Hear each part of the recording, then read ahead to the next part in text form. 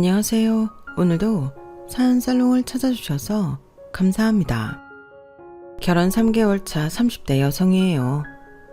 3년 전 저는 5년 사귄 남자와 결혼하려다 10월도 문 앞에서 발길 돌린 적이 있어요. 지금에 와서야 말이지만 그때 결혼을 안 한 게 얼마나 다행인지 모르겠어요. 똥차 가고 벤치 온다고 그때 파혼을 한 덕분에 지금의 멋진 남편을 만날 수 있었거든요. 그런데 왜 다 지난 얘기를 이제 와서 다시 꺼내냐고요? 그건 다 잊고 살려는 사람 앞에 똥차가 다시 굴러와 행패를 부렸기 때문이에요.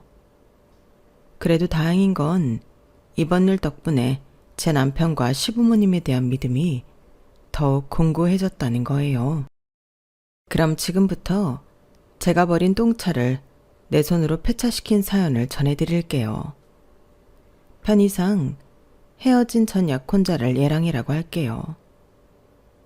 예랑은 재수를 하던 때 만났어요. 당시 저는 서울 소재 대학에 합격해서 입학까지 했지만 부모님 몰래 휴학을 하고 재수학원을 다니고 있었어요. 부모님 몰래 저지른 일인지라 학원비도 제 손으로 벌여야 했죠. 다행히 제가 입학했던 대학이 상위권 대학이라 과외자리를 얻을 수 있었고 그 덕에 재수학원 학원비는 벌 수 있었어요. 그때 제가 과외를 했던 학생 중 하나가 예랑이었어요. 집은 꽤 크고 겉보기엔 번드르르한 집이었지만 매달 과외비를 늦게 주셔서 사람을 참 곤란하게 만들곤 하셨죠. 그나마 제가 맡고 있던 과외 학생이 예랑 외에도 더 있어서 학원비를 못 내는 불상사는 없었지만 그래도 한두 번도 아니고 매달 과외비 독촉을 해야 하니 기분이 좋을 수는 없었어요. 과외비가 늦어지는 것도 문제지만 특히 대응 방식이 참 기가 막혔어요. 내가 워낙 사업을 크게 하다 보니 푼돈 나가는 건 신경을 안 쓰게 되네. 그깟 과외비 얼마나 한다고 귀찮게 이런 독촉 전화까지 받고 말이야. 그런데 말이지, 내가 깜빡한 건 사실이지만 그렇다고 꼭 이렇게 독촉 전화까지 해야 해? 많이 늦은 것도 아니고 고작 2주 늦는 건데 그걸 못 참고 득달같이 전화하는 건 좀 그렇지 않냐 이거지. 명문대 출신도 아니고 그저 그런 대학 출신이면서 좀 유난스럽다. 암튼 오늘 중에 과외비 붙여줄 테니까 그렇게 알아요. 사주가 한 달인데 그중 2주가 늦은 게 고작이라니 정말 어이가 없었어요. 매달 과외비 받을 때마다 이런 실랑이를 하는 게 귀찮기도 하고 마치 내가 능력도 안 되는데 돈만 밝히는 사람인 것처럼 치부되는 것도 참기 힘들어서 과외를 그만두기로 했어요. 그런데 얼마 지나지 않아서 예랑 어머님이 저한테 전화를 했더라고요. 과외를 그만둘 때 과외비는 말일에 정산을 해주겠다고 했었는데 그 일로 전화를 한 줄 알았어요. 그런데 의외의 말을 하지 뭐예요. 혹시 다른 과외 구했어요? 아니, 우리 애가 선생님 아니면 과외를 안 하겠다고 난리지 뭐야.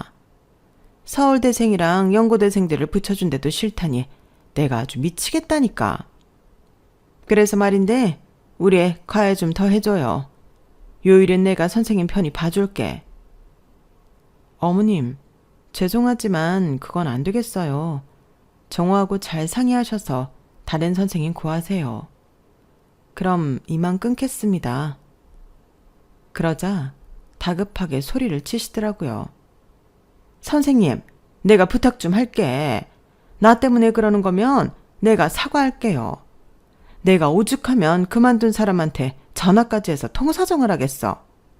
우리 애가 선생님 아니면 공부 안 한다고? 밥도 안 먹고 얼마나 내 속을 썩이는지 몰라. 우리 애 과외만 맡아주면 내가 과외비도 매달 선불로 주고 애 성적 오를 때마다 보너스도 두둑이 줄게. 그러니까 안 된다는 소리 말고 제발 좀 해줘요. 어? 평소 고압적인 말투로 사람 무시하던 사람이 전전긍긍하며 매달리는 걸 보니 은근히 희열이 느껴지더라고요. 사실 과외를 하면서 얘랑 어머니 태도가 마음에 안 들었을 뿐이지 얘랑한테는 반감이 없었거든요. 아니, 오히려 말도 잘 듣고 숙제도 잘 해오고 성적도 잘 나오는 편이라서 예뻐하는 학생이었어요. 그래서 마지막으로 한 번 더 믿어보자는 생각으로 과외를 다시 맡게 되었죠. 저도 수능 시험을 준비하는 처지라서 고3이던 얘랑 수업을 하는 건 저한테도 도움이 많이 됐어요. 마치 친구랑 같이 공부하는 기분이었거든요. 따지고 보면 저는 제 공부를 하면서 과외비까지 받는 셈이었어요. 그렇게 시간은 흘러 수능 시험이 코앞까지 다가왔어요. 예비 소집일에 시험 볼 학교에 다녀온 저는 집에 가서 마지막 총정리를 할 생각이었어요. 그런데 그때 얘랑한테 전화가 온 거예요. 잠깐 만날 수 있냐고요. 다른 사람이었다면 거절했을 텐데 시험을 앞둔 제자의 부탁인지라 거절을 못하겠더라고요. 그렇게 약속 장소로 나갔는데 얘랑이 선물 봉투를 건네더라고요. 봉투 속을 보니 찹쌀떡이랑 손난로, 그 밖에 간식거리가 잔뜩 들어있었어요. 이걸 왜 나한테 주는 거야? 이건 너한테 필요한 거잖아. 그러자 얘랑이 멈칫거리다가 그러더라고요. 선생님도 내일 수능 보잖아요. 과외 시작하고 얼마 안 됐을 때 선생님 가방에 들어있던 제 수학원 수강증 봤어요. 학원 문제집도요. 내일 수능 잘 보세요. 그러면서 얼굴을 붉히더니 그러는 거예요. 선생님, 저 대학 붙으면 제 소원 하나 들어주세요. 소원? 그래, 대학만 붙는다면 제자 소원 하나 못 들어주겠니? 대신 비싼 건 안 된다. 네, 저 내일 수능 잘 볼 거예요. 그래서 꼭 소원 이룰 겁니다. 얘랑은 전철역까지 저를 데려다 주면서 내내 실실 웃었어요. 나중에서야 알았죠. 얘랑의 소원이 저랑 사귀는 거였다는 걸요. 그의 얘랑과 저는 수능 시험에서 평소 모의고사 성적보다 훨씬 좋은 점수를 받았고 둘 다 원하는 대학에 합격을 했어요. 다니던 대학은 자퇴를 했고 그제서야 부모님께 재수를 해온 사실을 이실직고 했어요. 다행히 새로 들어간 대학이 훨씬 좋은 대학이라서 부모님도 크게 뭐라고 하시지는 않으셨어요. 그렇게 입학식 전까지 들뜬 마음으로 친구들과 스키장도 다니고 술자리도 가지면서 그동안 억누르고 살았던 것들을 즐기고 있었는데 얘랑한테 전화가 온 거예요. 예비 7번으로 원하던 대학에 합격을 했다며 약속을 지켜달라고 말이죠. 그렇게 나간 자리에서 얘랑은 제게 사귀자는 말을 하더라고요. 나이로 따지면 고작 1살 차이였지만 그래도 엄연히 스승과 제자 사이였기에 그 말을 듣는 순간 놀라지 않을 수 없었어요. 과외를 하는 동안 단 한 번도 얘랑을 남자로 생각한 적이 없어서 더 그랬을 거예요. 차라리 돈을 달라고 그래. 여자친구가 돼달라니 이건 좀 어이가 없다. 야, 이거 말고 다른 소원 대봐. 뭐든 들어줄 테니까. 그러자 얘랑은 금방이라도 눈물을 쏟을 것 같은 얼굴로 그러더라고요. 자기가 그동안 공부를 열심히 했던 이유는 딱 하나. 어엿한 대학생이 되어서 저랑 사귀고 싶었기 때문이라고 말이죠. 저 정말 잘할게요. 비록 제가 예비 7번으로 들어가긴 했지만 공부 열심히 해서 장학금도 딸 거예요. 선생님한테 절대 떨어지지 않는 남자가 될 테니까 나랑 사귀어 주세요. 선생님이 몰라서 그러는데 저요, 여자애들한테 인기도 많아요. 그 많은 애들 다 거절하고 선생님한테 고백하는 거라고요.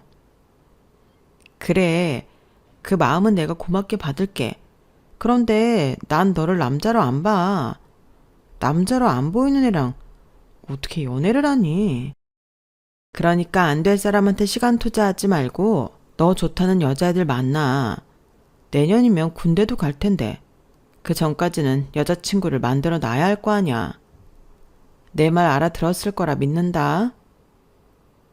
저는 도망치듯 그 자리를 벗어났고 그날 이후 얘랑은 수시로 제게 전화를 해댔어요. 심지어 제가 다니는 학교까지 찾아오기도 했고요. 한결같은 그 모습에 동기들은 그냥 한번 만나보라고 제 등을 떠밀기도 했지만 그땐 정말 얘랑이 남자라 안 보였어요. 그러던 어느 날이었죠.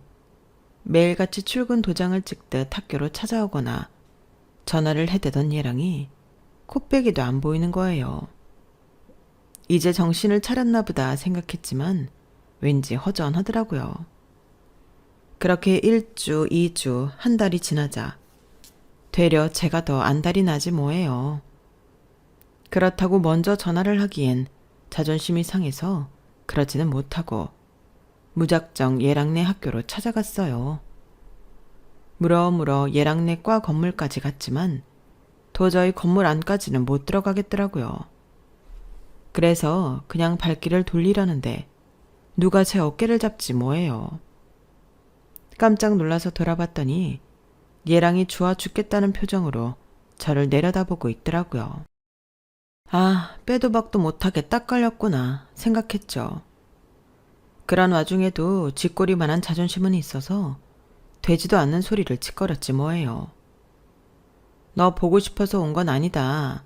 매일 보이던 놈이 안 보이니까 혹시 무슨 일이 있나 걱정이 됐을 뿐이다. 이런 걸로 우리가 무슨 사이라도 되는 것처럼 생각한다면 그건 네 착각이다 등등. 입에서 나오는 대로 떠들었어요. 그랬더니 얘랑이 피식 웃으면서 그러는 거예요. 그럼 일단은 친구로 지내요. 이제 과외 선생도 과외 학생도 아닌 친구로요. 그러다 정말 내가 좋아지면 우리 그때 사귀는 걸로 해요. 뭐 그럴 일은 없겠지만 친구로 지내는 건 좋아. 모양새가 조금 빠지긴 했지만 그 순간엔 그게 최선이다 싶어서 친구가 되기로 했어요. 그렇게 우리는 친구 사이로 1년 가까운 시간을 보냈고 이듬해 얘랑은 군입대를 앞두게 되었어요. 말이 친구 사이지 거의 매일 만나서 데이트를 하고 시험 때는 같이 공부도 하고 생일과 크리스마스도 함께 보내서 남들 눈엔 영락없는 연인 사이로 보였을 거예요. 그렇게 붙어 다니면서도 여전히 우린 두 사람의 공식적인 관계는 친구였어요. 마음은 이미 얘랑한테 넘어간 지 오래였으면서 말이죠. 입대를 앞두고 일주일간은 정말 하루도 안 빠지고 함께 시간을 보냈어요. 마치 이 세상에서 남은 마지막 일주일을 보내는 사람들처럼 애틋하고 1분 1초가 아까운 듯이 말이죠. 그리고 드디어 얘랑이 입대하는 날이 되었고 얘랑은 부모님 대신 제가 훈련소까지 함께 가주길 바랐어요. 짧게 깎은 머리로 끝까지 제 손을 꼭 잡고 있는 얘랑을 보니 내가 더 눈물이 날 것 같더라고요. 죽으러 가는 것도 아닌데 평생 이별을 하게 된 사람들처럼 손을 놓기가 싫었어요. 그러다 이제는 정말 손을 놓아야 하는 시간이 되자 저도 모르게 이런 말이 나오더라고요. 다치지 말고 밥 잘 먹고 건강해라. 무사히 100일 휴가 나오면 그땐 너랑 했던 약속 지킬게. 내 말 무슨 뜻인지 알지? 그 말에 얘랑은 세상을 다 가진 사람처럼 좋아서 어쩔 줄 몰라 했어요. 집합하라는 마지막 콜을 듣고 달려가면서도 연신 뒤를 돌아보며 희죽희죽 웃더라고요. 그렇게 얘랑을 훈련소에 보내고 집에 돌아온 저는 시간이 이렇게 느리게 갈 수 있나 새삼 놀라면서 하루하루를 보냈어요. 늘 얘랑과 함께 지냈던 터라 그 빈자리가 너무 크게 느껴지더라고요. 바쁘게 몸을 움직이면 그 순간만이라도 얘랑 생각이 덜 날까 싶어서 아르바이트도 늘리고 일부러 과 친구들과 술자리도 갖곤 했지만 집에 돌아와 달력을 볼 때면 한숨만 나곤 했어요. 그렇게 몇 달을 보내고 드디어 얘랑이 100일 휴가를 나오게 됐어요. 어느새 군복이 사복보다 잘 어울리게 된 얘랑을 보니 기분이 이상하더라고요. 키도 그대로고 체구도 그대로인 것 같은데 이상하게 전보다 더 남자답게 변한 것 같다랄까요? 그런데 그 순간 얘랑의 한마디에 잠깐의 어색함은 사라져버리더라고요. 우리 오늘부터 1일 맞지? 내가 진짜 100일 동안 웅녀가 되는 심정으로 버텼다고. 그러니까 무르기 없기다. 약속. 손가락까지 내밀며 약속하라고 징징대는 얘랑을 보니 내가 알던 그 남자가 맞나 싶었어요. 누가 안 지킨대? 그리고 웅녀는 뭐 너만 됐냐? 나도 입에서 마늘 냄새, 쑥 냄새가 진동하는 것 같다. 그러니까 너 군화 거꾸로 신으면 그땐 가만 안 둬. 오래 기다려온 만큼 오랜만에 데이트는 시간은 쏜살같이 빠르게 지나갔어요. 그렇게 시작된 우리의 연애는 얘랑이 제대를 한 후에도 이어졌어요. 입학은 같이 했지만 얘랑이 군복무를 하는 동안 2학년 위로 올라간 저는 졸업도 먼저 하고 취직도 먼저 하게 되었죠. 모든 관계가 그렇겠지만 사귀는 중간에 말다툼도 하고 헤어질 위기도 있었지만 그래도 오래 함께한 시간이 있어서 그런지 둘 중 누구의 입에서도 그만 만나자는 말은 나오지 않았어요. 그러다 얘랑도 졸업을 하고 취업을 하게 되면서 자연스럽게 결혼 얘기가 나오게 되었죠. 원래 저는 결혼을 30쯤에 할 생각이었는데 얘랑이 하도 닥달해서 앞당기게 되었어요. 매도 먼저 맞는 게 낫다고 1살이라도 어릴 때 결혼을 해야 힘든 고비를 수월하게 넘길 수 있다며 어찌나 말로 설득을 해대던지 못 이기는 척 넘어가 주기로 한 거죠. 그렇게 양가 부모님께도 결혼 의사를 밝히고 본격적으로 결혼 준비를 하기 시작했는데 예상치도 못한 암초에 걸려버린 거예요. 그동안 얘랑한테 빠져서 지내느라 제가 간과한 게 있었거든요. 바로 얘랑의 어머니였죠. 과외를 그만둔 이후 처음 뵙는 자리에서 그동안 잊었던 어머님에 대한 안 좋은 기억이 순식간에 되살아나 버렸어요.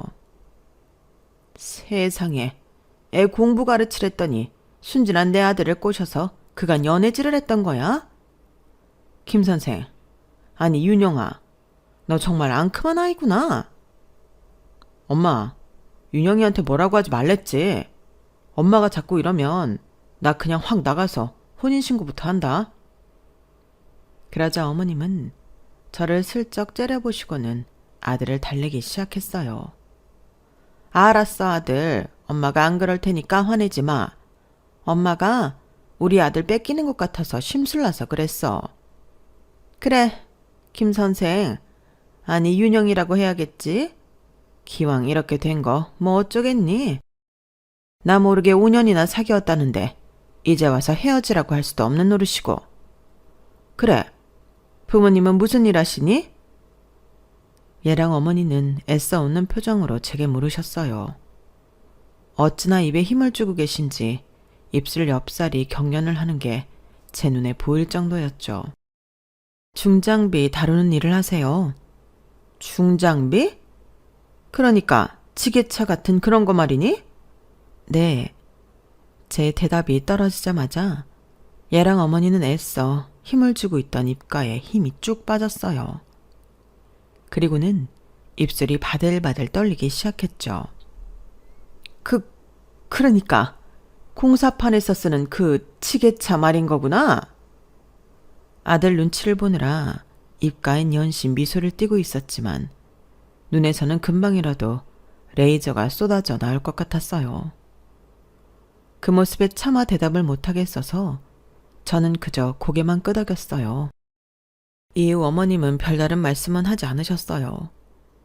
조금 찜찜하기는 했지만 기분 탓일 거라고 치부하고 그날은 그렇게 집으로 돌아왔어요. 그런데 아침에 회사에 출근하자마자 휴대폰이 울리더라고요. 받아봤더니 얘랑의 어머니였어요. 어머님은 다짜고짜 소리부터 지르시더라고요. 야, 너 당장 회사 로비로 와. 출근한 거 다 봤으니까 속일 생각하지 말고. 당황스럽긴 했지만 아직 업무 시간까지는 시간이 남아서 일단 로비로 내려갔어요. 그랬더니 얘랑 어머니가 씩씩거리며 성큼성큼 다가와 제 팔을 끄드러 잡고는 건물 밖으로 나가시더라고요. 그리고는 강제로 저를 차에 태우고는 어디론가 달려가셨어요. 어머님, 저 곧 업무 시작해야 해요. 제발 차 좀 멈춰주세요. 어머님? 누가 네 어머님이야? 이 여우 같은 게 펜 같은 혓바닥으로 내 아들 혼을 빼놔서는 나랑 내 아들 사이를 갈라놓으려 그래? 어림도 없어. 내가 이날이 때까지 살면서 너 같은 년들 뻔한 짓거리를 모를 줄 알아? 뭐? 지게차? 기가 막혀서 어디서 그런 거지 같은 집구석 출신이 내 아들을 넘봐. 가당치도 않게. 당장 내 아들이랑 헤어지겠다고 약속해. 안 그럼 너 오늘 출근 못할 줄 알아. 어서 약속 안 해? 눈에 광기가 가득해서는 사납게 운전대를 돌리는데 정말이지 그 순간엔 이대로 죽는 게 아닌가 싶었어요. 그래서 울면서 제발 그만하시라고 통사정을 했죠. 하지만 그런다고 제 말을 들어줄 사람이 아니었어요. 화가 누그러지기는커녕 점점 더 광분해서는 엑셀을 밟아댔으니까요. 그러다 결국 어머님은 도로변 전신줄을 들이받았고 쾅 소리와 함께 저는 큰 충격에 휩싸이며 정신을 잃었어요. 눈을 떠보니 병원이더라고요. 제가 눈을 뜨자 옆에서 침상을 지키고 있던 예랑이 울먹이며 저를 불렀어요. 윤영아, 정신 좀 들어? 나 정말 너 이대로 죽는 줄 알았어. 제가 눈에 콩깍지가 제대로 씌었던 건지 죽다 살아난 순간 얘랑 얼굴을 보니 그렇게 안심이 되고 긴장이 풀릴 수가 없었어요. 그런데 제 걱정에 얼굴이 하얗게 질린 채로 저를 끌어안은 얘랑 등 뒤로 귀신 같은 어머님의 모습이 보이자 경기를 일으킬 정도로 화들짝 놀랐어요. 그런 이유를 모르는 얘랑은 제 몸 상태가 안 좋아 그런 줄 알더군요. 윤영아, 왜 이렇게 떨어? 추워? 아니면 어디가 아픈 거야? 이상하다. 의사 말로는 몇 군데 타박상 말고는 아무 이상 없다고 했는데. 겁에 잔뜩 질린 저는 귀신이라도 본 사람처럼 예랑의 어머니를 바라봤어요. 그러자 예랑도 제 시선을 따라 자기 엄마한테 눈길을 주더라고요. 그런데 그 순간 예랑 어머니가 표정을 확 바꾸더니 걱정 가득한 목소리로 그러는 거예요. 윤영아, 내가 정말 뭐라고 말을 해야 될지 모르겠구나. 내 딴엔 네가 내 며느리가 된다는 기쁨에 아침이라도 든든히 먹이려고 네 회사까지 달려갔던 건데 이런 내 오지랖 때문에 네가 이렇게 되다니. 이게 다 내 탓이다. 급기야 훌쩍거리며 눈물까지 찍어내는 어머님을 보니 온몸에 소름이 끼쳤어요. 너무 무서워서 아무 말도 못하고 입만 떡 벌리고 있는데 얘랑이 그러는 거예요. 엄마, 됐어. 그만해. 우리 윤영이도 엄마 마음 잘 알 거야. 그치, 윤영아? 회사에는 내가 연락했으니까 일단 누워서 쉬어. 전신주에 부딪힐 때 충격으로 팔이랑 다리에 타박상이 생기긴 했지만 몸에 큰 무리는 없다니까 걱정 말고. 엄마, 나 마실 것 좀 사올 테니까 엄마가 윤영이 좀 보고 있어. 저는 순간 겁이 덜컥 나서 예랑의 소매를 붙잡았어요. 하지만 너무 겁이 난 나머지 아무 말이 나오지 않더라고요. 왜? 뭐 필요한 거 있어? 말해, 사다 줄게. 나 회사에 월차 내서 오늘은 네 옆에 있을 거야. 저는 가지 말라는 말을 하려고 애를 썼지만 그 순간 입에서 나온 소리는 어버버 하는 요상한 소리였어요. 그제야 제 상태가 이상하다는 걸 안 예랑은 놀란 표정으로 너스코를 눌렀죠. 아무 이상이 없을 거라는 말과 달리 저는 말을 할 수가 없었어요. 의사는 사고 당시 충격으로 생긴 일시적인 증상일 거라고 했지만 그마저도 저한테는 공포로 다가왔어요. 옆 침상에 누워 호시탐탐 저를 노리는 얘랑 어머니와 자기 엄마가 어떤 사람인지 꿈에도 모르는 얘랑. 그 사이에서 저는 말조차 할 수 없을 정도로 무력한 상태였으니까요. 뒤늦게 얘랑의 연락을 받고 병원으로 달려온 아빠는 멀쩡한 저를 보고는 긴장이 풀렸는지 휘청 하시더라고요. 그런데 그런 저희 아빠를 바라보는 얘랑 어머니의 표정이 정말 가관이었어요. 현장에서 바로 달려왔는지 아빠는 가슴팍과 등에 회사 이름이 적힌 작업복 점퍼를 입고 있었는데 어머님이 그 모습을 보고는 인상을 찌푸리는 거예요. 더러운 오물이라도 본 것처럼 몸을 잔뜩 뒤로 빼면서 말이죠. 그런데도 저희 아빠는 얘랑 어머니한테 예의를 차려가며 정중하게 인사를 하시더라고요. 그 모습을 보니 우라통이 터져서 아빠를 흔들며 나 좀 데려가라고 소리쳤어요. 그런데 제 의도와는 달리 제가 어버버거리면서 발작을 하는 듯이 보였나 봐요. 그런 저를 보고 놀란 아빠는 그대로 저를 끌어안고는 괜찮다는 말을 반복해 주셨어요. 그 사이 간호사를 불러온 얘랑 때문에 저는 진정제를 맞고 잠이 들어버렸죠. 제가 정신을 차린 건 귓가에 들리는 소름 끼치는 목소리 때문이었어요. 약기운에 정신이 몽롱한 가운데 들리는 그 목소리의 주인공은 얘랑의 어머니였어요. 니년이 아주 쇼를 하는구나. 이런다고 내가 눈이나 깜빡할 줄 알아? 이제 보니 없이 자란 년이 팔자 고치려고 내 아들 물고 늘어지는 게 틀림없어. 네 애비 꼬라지만 봐도 알지. 아, 금이야 오기야 키운 내 새끼를 저런 거지 같은 년한테 뺏기게 생기다니. 내가 속에서 천불이 나서 가만히 있을 수가 없네. 애미 없이 자란 년이라 그런지 하는 짓이 어찌나 천박한지 몸뚱이 하나로 남자 휘두르려고 하는 꼴이 아주 가관도 아니야. 눈 떠 이년아. 정신 차린 거 다 알아. 네가 내 아들 눈은 속였는지 몰라도 나는 못 속여. 내가 이날이 때까지 너 같은 년 한둘 상대했는 줄 알아? 어디서 개수작이야? 아쭈, 이게 끝까지 눈을 안 떠? 그래, 누가 이기나 어디 한번 해보자. 내 아들 믿고 네가 이렇게 까부는 모양인데 오늘 우리 아들 안 와. 내가 심부름을 보냈거든. 그러니 내 아들 등이 없고 수작 부릴 생각이라면 일찌감치 버리는 게 좋을 거다.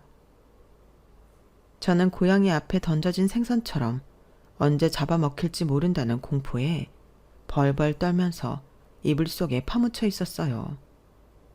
그리고 밤이 되자 현장 일을 정리하고 돌아오신 아빠가 병실로 들어왔어요. 그러자 얘랑 어머니가 기다렸다는 듯이 쏘아 붙이더군요. 어디 공사판에서 지게차나 나르는 주제에 우리 집이랑 사돈을 맺으러 들여? 엉감생심. 아이고, 지나가던 개가 다 없겠네. 이봐요. 못 배워서 지게차 운전이나 하는 주제에 분수에 맞게 살아. 어디 감히 내 아들을 넘봐? 딸년 팔아서 우리 집 재산 넘볼 생각인가 본데 어림도 없어. 나 그렇게 만만한 사람 아니야. 내가 지금이라도 회장님한테 전화 한 통 넣으면 너희 같은 거지들은 한 방에 처리해 주신다고. 당신 땡땡건설이라고 알아? 거기 회장님이 우리 아들 생부야. 그나마 꼴랑 지게차 운전이라도 해서 입에 풀칠하고 싶으면 조심하는 게 좋아. 쥐도 새도 모르게 생매장 당하고 싶지 않으면 정신 똑바로 차리라고. 어디서 이런 버러지 같은 것들이 꼬여서는. 그러자 참다 못한 저희 아빠가 조용히 한마디 하셨어요. 땡땡건설 회장님이라면 김땡땡 회장님 말씀이십니까? 아이고, 꼴에 공사판 흙먼지 좀 마시고 산다고 뭘 알긴 아나 보네. 우리 회장님을 다 알고. 그래, 그분이 우리 정호 친부야.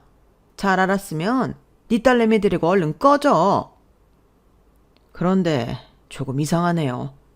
내가 알기론 정호군은 윤씨로 알고 있는데 어떻게 부친성이 김씨일까요? 게다가 내가 알기론 김 회장님께는 아들이 없습니다. 따님만 두 분 있거든요. 그런 이유로 회사도 맞사위한테 물려주신다고 들었습니다만. 아, 오해는 마세요. 내가 김 회장님과는 막역한 사이라 그 집 사정에 대해서는 남들보다 조금 더 아는 편이니까요. 김 회장님이 늘 그러셨거든요. 당신한테 아들이 하나만 있었어도 우리 윤영이를 며느리로 삼았을 거라고요. 그리고 그쪽 말대로 내가 지게차 운전을 하는 건 맞는데 그건 어디까지나 내가 가진 사업체를 운영하려면 대표인 나도 중장비 정도는 다룰 수 있어야 해서 자격증을 몇 개 딴 것뿐입니다. 알아야 장사도 할 거 아닙니까? 그 말에 얘랑 어머니는 턱이 땅에 닿을 정도로 입을 쩍 벌리곤 저희 아빠를 쳐다보더군요. 내가 어디 가서 돈 자랑하는 사람은 아닌데 그쪽한테는 확실히 알려주는 게 좋을 것 같네요.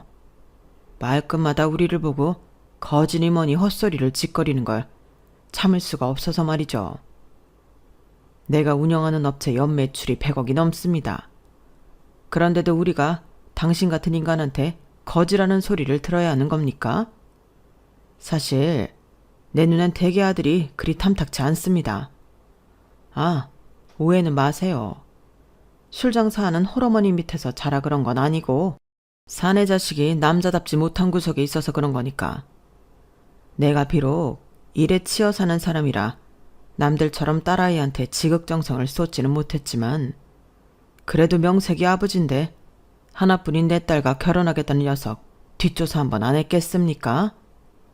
비서를 통해 진작에 다 보고받았습니다.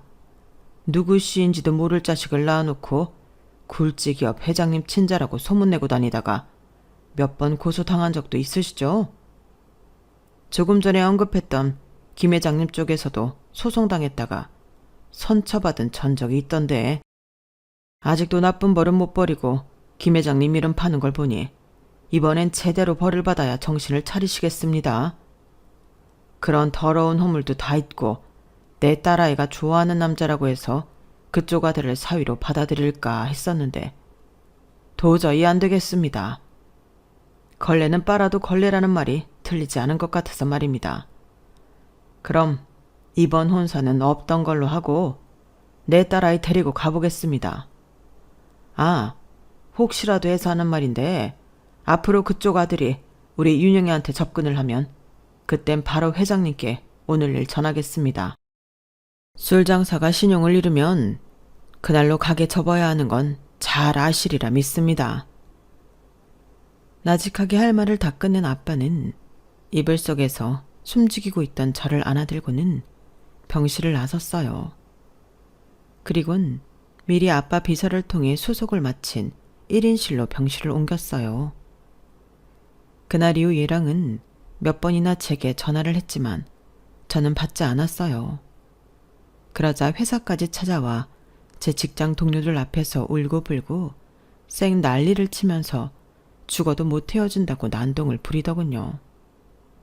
한 번은 저를 강제로 데려가려고 시도까지 하는 바람에 결국 아빠가 경찰에 신고를 했고 접근 금지 명령을 받아냈어요. 그리고 경호업체에 의뢰해 한동안 제 출퇴근길을 돌봐주셨죠. 그때 제 경호를 맡아주었던 사람이 바로 지금의 제 남편이에요.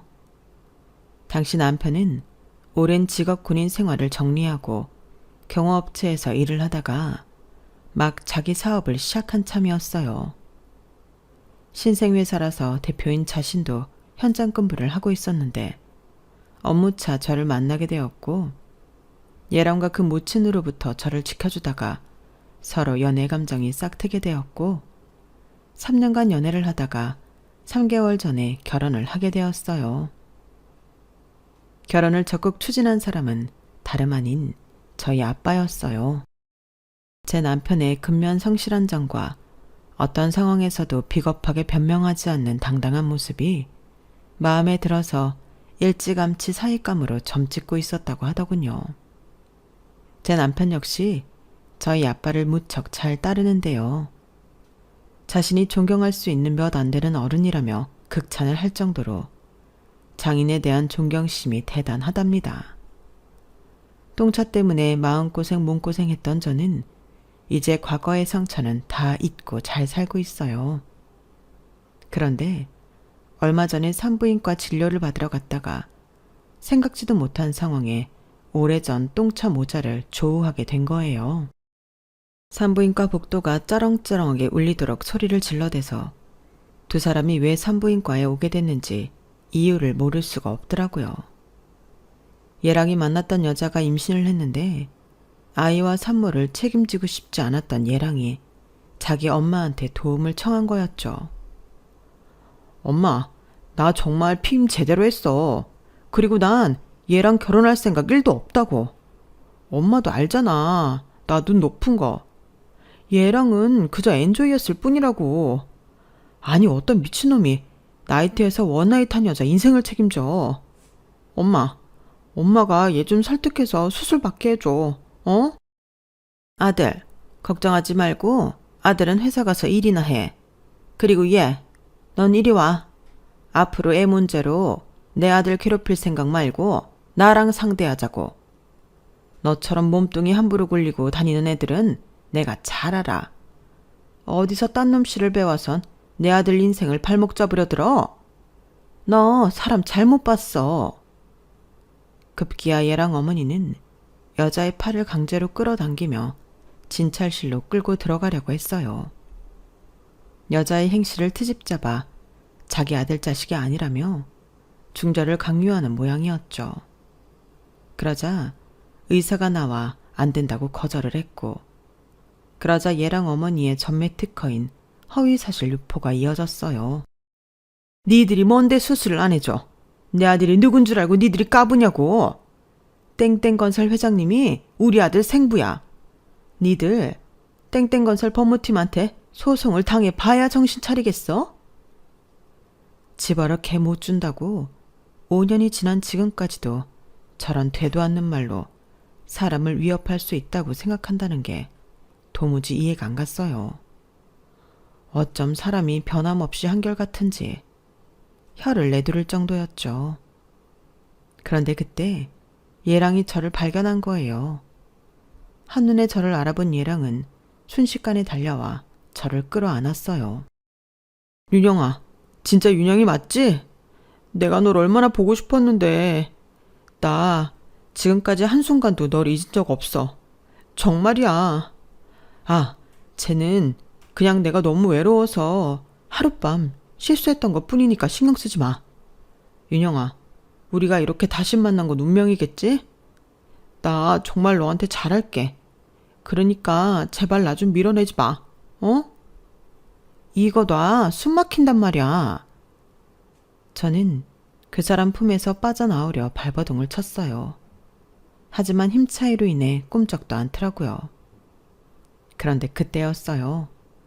저희 아빠와 함께 병원으로 들어서던 남편이 이 광경을 보고는 정광석화처럼 달려들어 순식간에 그 사람을 제압했어요. 순식간에 벌어진 깔끔한 제압에 병원 안에 있던 사람들은 입을 떡 벌린 채 제 남편을 바라보더라고요. 개중 어떤 사람은 박수까지 치더라고요. 그 사람을 제압한 남편은 병원 측에 경찰 신고를 부탁했어요. 그러자 득달같이 달려온 그 사람 어머니는 제 남편 등을 핸드백으로 치면서 욕설을 퍼부었죠. 그 손 못 나? 내 아들한테서 떨어지란 말이야. 이 거지 같은 새끼가 어디서 귀한 내 아들 건드려? 내 아들이 누군 줄 알아? 내 아들이 땡땡건설 회장님 아들이야. 너 같은 인간이 손댈 사람이 아니라고. 손대라고 이놈아. 그때였어요.